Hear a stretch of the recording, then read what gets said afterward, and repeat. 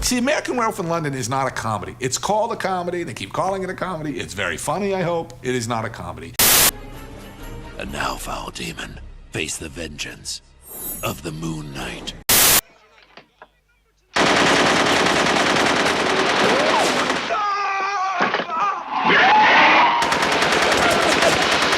Ladies and gentlemen.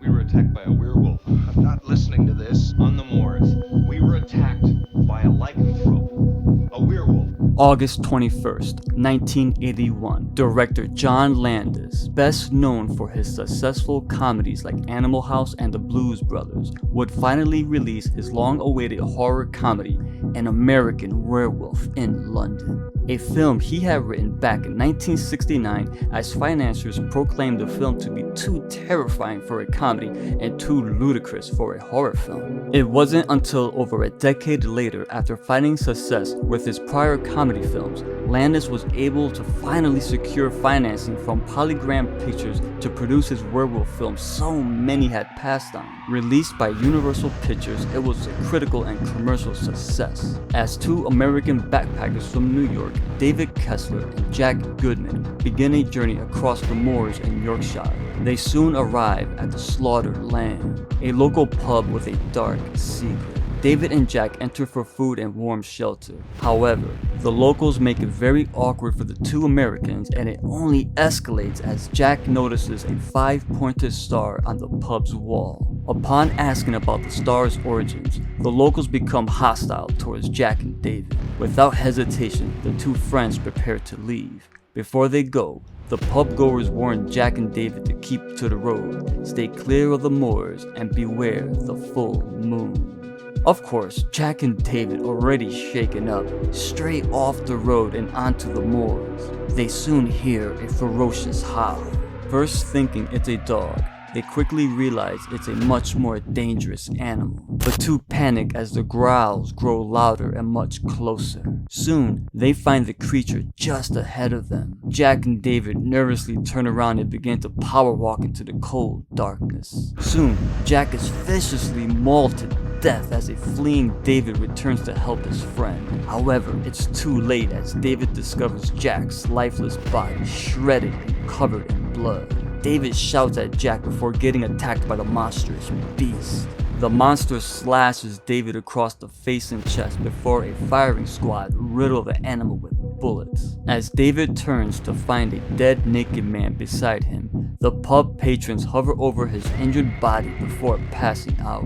3 weeks pass and David finally wakes up in a London hospital. David is frantic upon learning that Jack was slaughtered and that a crazed lunatic was to blame. This news does not sit well with David as he insists the pair were attacked by a rabid animal. Shortly, David begins losing his mind as he is paid a visit by a freshly killed Jack.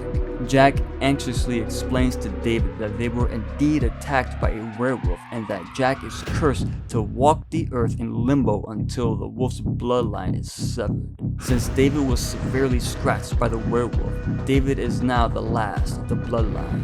Jack urges David to kill himself to end the wolf's bloodline before the next full moon.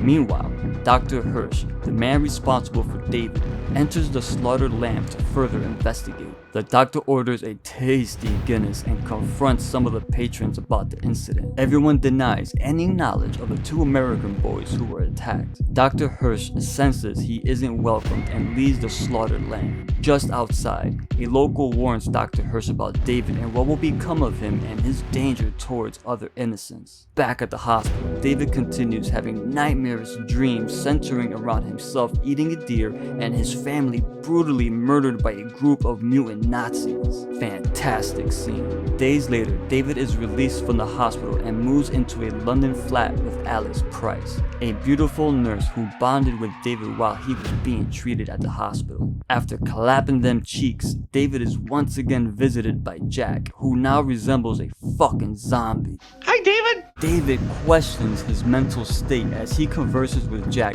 who pleads with David to kill himself before the full moon the next night so he can spare innocents the same fate as Jack. Of course, David doesn't believe him. When the full moon rises, Mr. Kessler is in for a rude awakening. The psychiatrist doesn't lay the groundwork. He merely tries to explain it. Back in the 80s, the werewolf movies had become a craze. You had comedy with Teen Wolf and also horror with Silver Bullets, Wolfen, and The Howling. However, one movie stood out amongst them all, and that was An American Werewolf in London. I am here to talk about David's transformation. You see, Rick Baker won the Oscar. This was a horror movie. It won the Oscar for Best Makeup because this werewolf transformation has not been able to be replicated. David, sitting at home, dying of boredom, all of a sudden is stricken with a headache, stands up, starts ripping his clothes, and calls out to God. And then, in one of cinema's greatest special effects achievements, we watch a man turn into a werewolf. To David's shock and horror, he watches his hand elongate. Fur starts to come out, claws coming in. You are seeing a man turning into a beast. Later, as the more fur starts coming over his body, his spine, his back, they start breaking and then reforming. He's basically breaking apart and then forming back together to turn into the werewolf. The transformation is slow, painful, and agonizing. You see his feet, now covered in fur, also start stretching. He becomes discolored. His face is now starting to deform. The teeth are gone. Fangs are starting to come in here. David sits there just slowly transforming. Listen, when I saw this in the movie theater, this was fucking dope as fuck. I mean, this shit looked real. As the transformation finalizes itself, you get a glimpse of David's body. It's now elongated, starting to look like a canine. Fur is definitely covering all over his body. Eyes turn gold. His ears start to become pointed. And then finally, in the final transformation, the sharp canines come out. Man has now become a werewolf. This was all done with practical effects, animatronics. I mean, there is not a single pixel of CGI in this movie. What they did to turn a man into a werewolf, honestly, as I said, has not been able to be replicated. This shit was awesome to see. When you rewatch it again, it still shows you just how great the transformation was. And now the werewolf is loose on London. The next morning, David wakes up naked in an enclosure inside of the London Zoo. David, in a confused state, steals a kid's balloons to cover his dick before robbing a woman of her coat. Back at Alex's flat, David arrives and they both head back to the hospital to meet with Dr. Hirsch. Inside of the Hackney carriage, David learns of the 6 people he brutally slain the night prior. In a desperate attempt to get himself arrested in Trafalgar Square, David exits the cab and begins talking shit to a patrolling bobbies. The police pretty much tell David to fuck off. David, now on the verge of a panic attack, confesses to Alex he loves her and runs off. The film climaxes at the Piccadilly Circus where David calls his family from a phone booth to say goodbye. Just across the street, David finds Jack standing in front of an adult movie theater. Inside the dirty cinema, Jack, now looking like a walker from The Walking Dead, introduces David to his victims from the night prior while the hilarious porn flick See You Next Wednesday plays on the movie screen. In one of the film's more comedic sequences, the furious mob suggests all the multiple ways David can kill himself so they can all be freed from their undead prison. The full moon returns and David once again painfully transforms into a werewolf inside the theater. Chaos erupts as David begins massacring everyone in his way. Inspector Villiers, who had previously attempted to cover up David and Jack's attack, gets his head ripped off by an angry David. Motor accidents and mayhem upped the body count in one of the film's most notorious and violent scenes. The law enforcement would eventually trap David in an alley as Alex pleads for David to stop. Alex tells David that she loves him, and for a brief moment, David recognizes her within his conscience. His weary eyes stares at Alex before charging at her. In an instant, David is littered with bullets and shot dead by the police. Alex cries heavily as David transforms back into his human state, ending the curse once and for all.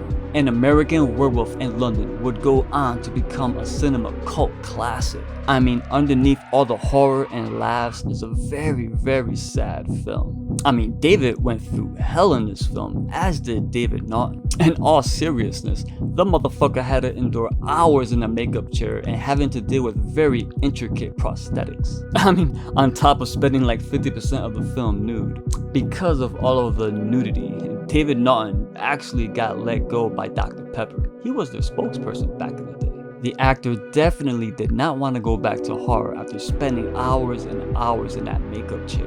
I don't blame him. In the end, John Landis created a timeless piece of art that still holds up to this day. Rick Baker was the fucking man in this film. He would go on to win multiple awards, including having Michael Jackson himself hire him, John Landis, and most of the crew to create Michael Jackson's Thriller.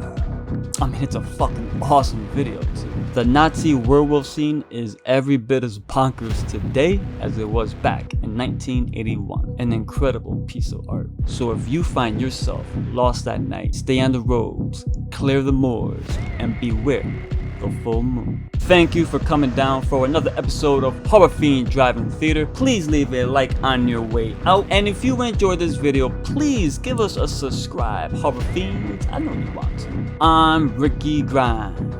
Stay scared, motherfuckers. Can I say, Jack? You don't have to say anything, David. What you gonna say? I told you so. If I were still alive, I probably would.